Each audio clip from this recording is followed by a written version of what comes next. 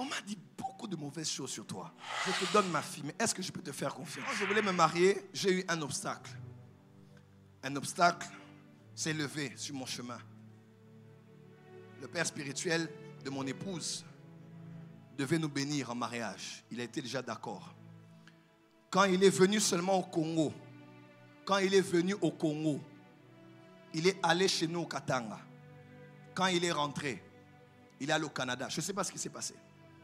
Et il a appelé et dit, je ne peux plus bénir le mariage de Joël et toi. Ma femme, autrefois ma fiancée, elle a dit, pourquoi est-ce que tu le connais? Parce qu'on m'a dit ceci, ceci, ceci, ceci, ceci, ceci, ceci. Et finalement, avec tout ce qu'on a dit là, je ne saurais pas bénir le mariage. Mes frères et sœurs, ma femme était déprimée, elle était secouée parce qu'elle aime beaucoup son père. Mais elle a tenu tête à son père. Elle a dit, en tout cas, tu me connais depuis des années. Comme moi, avec qui tu es toutes les fois, tu ne me fais pas confiance, mais des gens peut-être que tu connais à peine, tu peux croire en ce qu'ils te disent. Elle a dit, si ça ne se fait pas avec toi, ça se fera sans toi. Ok, moi. Oh, love. Oui, elle a dit ça. Elle a dit ça. Elle dit alors on va le faire sans toi. C'est pas grave. Bon, parce qu'elle savait aussi qu'il n'allait pas refuser parce qu'il tient trop à elle. C'était une manière de lui mettre la pression. L'archevêque, on a communiqué. Il m'a dit, je veux que tu viennes au Ghana. Et j'ai dit d'accord. Parce que mon nom, on avait attaqué mon nom. J'ai dit, ah, Nzamenangaï, je suis dans mon coin. Mais ça m'a fait mal. J'ai dit, mais qui peut avoir le courage d'aller parler à un papa de son âge et le parlant mal de moi? Et pourtant, peut-être c'est des gens qui ne m'ont jamais parlé comme ça. Ce n'est pas le plus important. Je me réveille, je dis, je vais au Ghana. Quel vol? J'ai pris le vol le matin à Sky. Je suis arrivé à Accra vers 15h. L'ambassadeur est venu me prendre à l'aéroport. On est allé au bureau de l'archevêché. On arrive au bureau de l'archevêque. 5 minutes après, je parlais avec ma femme. Elle me disait, comment ça va? J'ai dit, ça va, Dieu est avec nous. Et vous savez quoi? La nuit là même, j'ai dit, ici, il faut une bonne dose de sel. Ah!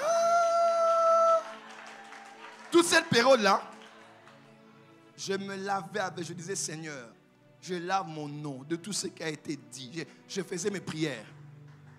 Et bien maintenant, ma casse. Quand j'arrive au bureau, on me dit, l'archevêque veut te recevoir. J'arrive à la porte, je me mets à genoux. Je commence à avancer à genoux jusque là où l'archevêque était. Il m'a dit, hey my son, rise up, congratulations. Parce qu'on avait fait les fiançailles. Congratulations, c'est ça?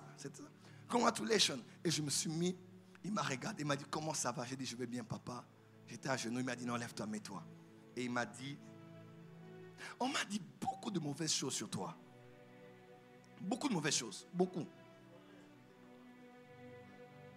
Beaucoup. Imagine-toi, papa Zana. On m'a dit beaucoup de mauvaises choses sur toi. Mais je ne peux pas juger quelqu'un en fonction de son passé, mais en fonction de son futur. Et il me dit, je te donne ma fille, mais est-ce que je peux te faire confiance? J'ai dit oui papa, par la grâce de Dieu et avec l'aide de vos conseils, vous pouvez me faire confiance. On a parlé, après il m'a dit, comment vous pensez au mariage? Je l'ai parlé et il m'a dit ceci. Il m'a dit, lorsqu'on parlait en mal de toi, j'ai appelé 2 personnes pour avoir un témoignage si je devais vous bénir ou pas. Première personne, j'ai appelé le pasteur Espérance Makadi. À l'époque, quand le pasteur Espé a parlé de sortir de son corps et que tout le monde l'attaquait, je suis le seul. Sur digital, sur Télé 5, dans toutes les chaînes, au point où même des pasteurs m'ont appelé, ils m'ont dit, c'est un combat d'un père, sort de ce combat. J'ai dit non, le pasteur Espé est un vrai homme de Dieu. Si vous ne connaissez pas les choses de l'esprit, arrêtez de l'attaquer. Tout le monde s'était retiré. Ça m'a enlevé à Kasarema. ça m'a enlevé de beaucoup de connexions que j'avais. Parce que j'avais le courage de parler de les expériences hors de son corps. Et ce que je dis, c'est la vérité. Mais j'ai payé le prix pour le pasteur Respect. Et je ne savais pas. 15 jours. Après combien d'années? Après plus de 10 ans. Non, près de 9 ans. Non, 10 maintenant. Près de 10 ans après, c'est l'homme qui allait parler pour que l'archevêque au Ghana puisse bénir mon mariage. Papa, la loyauté paye. Moi, je peux mourir pour le pasteur Respect. Pasteur Respect, Daddy Respect, je peux mourir pour cet homme. Il n'est pas mon père spirituel, mais le nom de Joël là, avant que l'ange me le dise, Daddy Respect avait dit mon nom, Joël, à sa femme Amagina, avant même que l'ange ne puisse me parler.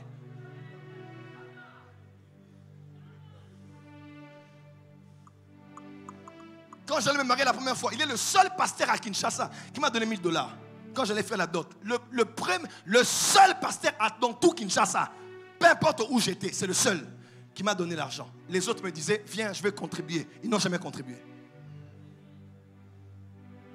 Il m'a épaulé, il m'a aidé, il m'a soutenu. Mais je ne savais pas qu'il y a des choses que je faisais qui marquaient son cœur. Et lui-même, il a dit là où il était, il a dit, il a parlé, il a dit non, c'est un de nos fils.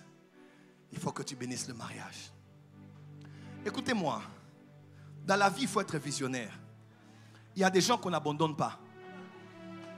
Je te dis la vérité. Il y a des hommes de Dieu qu'on n'abandonne pas. Si tu regardes seulement maintenant là, tu veux sauver ta vie, tu veux sauver ta peau, sauver ton image. Les gens m'ont jugé. Je me rappelle un pasteur qui mettait ici, c'est un ami. Il m'a fait venir à l'hôtel du fleuve avec sa femme. Il m'a dit, mais Joël, ce n'est pas ton combat. Sois sage, retire-toi. C'était bien ce qu'il disait. Mais le destin, c'est autre chose. Le destin, les 10 ans après, c'est 10 ans après qu'il s'est retrouvé au lieu où on devait décider sur ma destinée. Et il a parlé en bien. Et ce qu'il a dit s'est réalisé. Hein? Hein? Hein? Deuxième personne qui a parlé sur moi, l'évêque Marc Jordan du Gabon. Jordan. Beaucoup de gens le connaissent dans la francophonie. C'est un père, c'est un grand homme de Dieu. Il m'a invité la première fois au Gabon.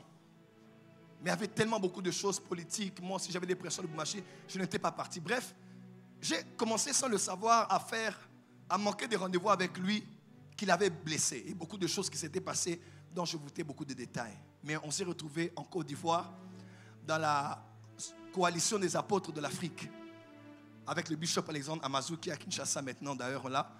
Et beaucoup d'orateurs. Tudor Bismarck était là, qui prêche ici à Limité. Il y avait beaucoup de Dr Mensa Otabil, Bishop Joey Makando de la Zambie, qui est la plus grande église de la Zambie. On était là. Et Dieu m'a dit, tu vas aller voir le bishop pour lui demander pardon. Hein? J'ai dit, Saint-Esprit, je vais faire par message.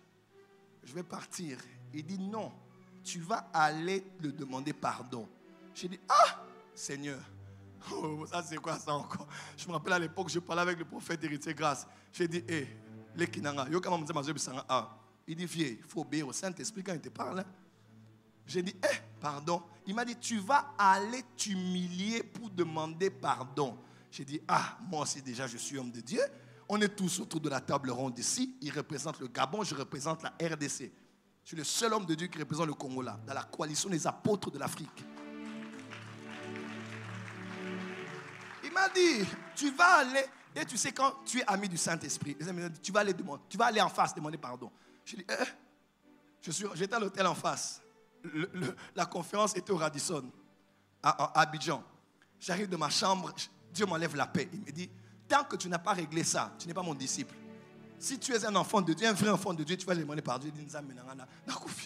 Maintenant tu dis, je vais affronter quelqu'un, les yeux dans les yeux, aller m'expliquer, m'excuser et m'humilier.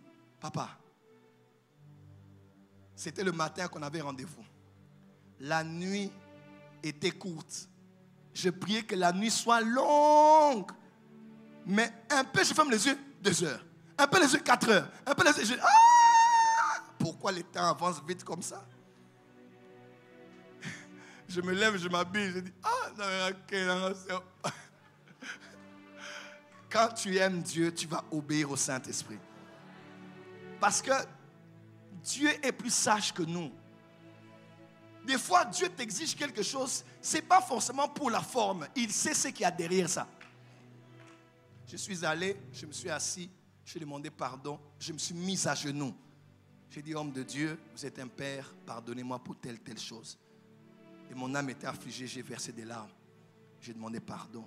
Il a parlé, on a prié. Et quand l'archevêque devait décider sur mon avenir, il a appelé l'évêque Mike. Et il a dit, est-ce que je peux bénir le prophète Joël Francis au mariage? Il a dit oui. Imaginez-vous que lui et moi, nous ayons eu des problèmes non résolus. Dieu a restauré Job car il avait prié pour ses amis. Tant que tu ne libères pas ton cœur devant même les gens qui t'ont offensé, tu ne vas jamais évoluer. Même si tu as des semblants de prospérité, tu vas rester là, tu vas tourner en rond. Parce que tu n'as pas obéi au Saint-Esprit. Quelqu'un m'écoute? Et l'archevêque m'a appelé, il m'a dit, l'évêque Mike et pasteur Hope, Espérance, m'ont témoigné en bien de toi. Et je vais te bénir. Et je me suis bien marié, sérieusement marié, glorieusement marié. Ton amen ne m'arrange pas, tu es jaloux, tu es fâché.